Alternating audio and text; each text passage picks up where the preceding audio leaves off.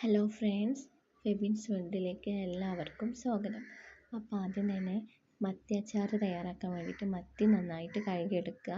കല്ലുപ്പൊക്കെ ഉപയോഗിച്ച് കഴുകിയെടുത്തിട്ടുള്ളതാണ് കേട്ടോ അത്.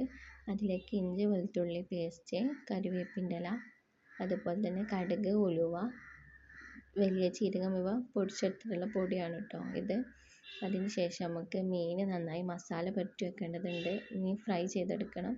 അപ്പോൾ ആദ്യം തന്നെ ഈ മത്തിയിലേക്ക്, ഇത് കുഞ്ഞമത്തിയാണ് കേട്ടോ, ഇതിലേക്ക് നാരങ്ങ നീര്, മുളക് പൊടി, മഞ്ഞൾപ്പൊടി, കുരുമുളക് പൊടി, ഉപ്പ്, ഇഞ്ചി വെളുത്തുള്ളി പേസ്റ്റ്, അതിനോടൊപ്പം തന്നെ കറിവേപ്പിലയും പച്ചമുളകും കൂടെ എടുത്തിട്ട് ചതച്ചെടുത്തിട്ടുണ്ടായിരുന്നു. ഇവ മൂന്നും കൂടെ ആഡ് ചെയ്തെടുത്തിട്ട് നന്നായി മിക്സ് ചെയ്തെടുക്കുക. അതിന് ശേഷം നമുക്കിത് നന്നായി ഫ്രൈ ചെയ്തെടുക്കേണ്ടതുണ്ട്.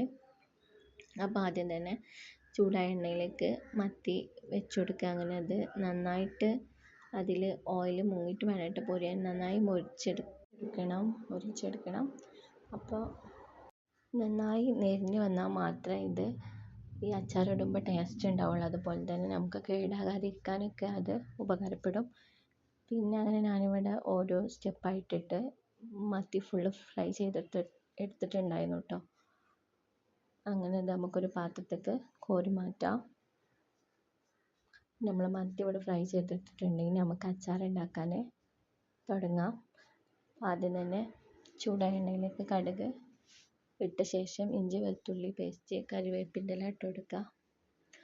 എന്നിട്ട് ഇത് നന്നായി ചൂടായി വരുമ്പോൾ ഇതിൻ്റെ പച്ചമണം മാറിയ ശേഷം നമ്മൾ പൊടിച്ച് വെച്ചിട്ടുള്ള ഉലുവ ഉണ്ടല്ലോ, ഉലുവാപ്പൊടി, ഉലുവയും ജീരകവും കടുകും കൂടി പൊടിച്ചതില്ലേ അത്, പിന്നെ കായപ്പൊടി, കുറച്ച് മുളക് പൊടി, മഞ്ഞൾപ്പൊടി, ഉപ്പ് ഇവ ചേർത്തെടുത്തിട്ട് നന്നായി മിക്സ് ചെയ്തെടുക്കുക. അതിന് ശേഷം നമുക്ക് ആവശ്യത്തിന് സുർക്ക ഒഴിച്ച് കൊടുക്കാം.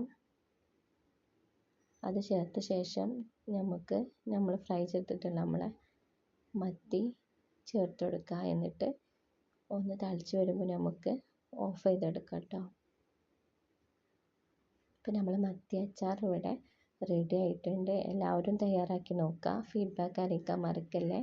Okay, by.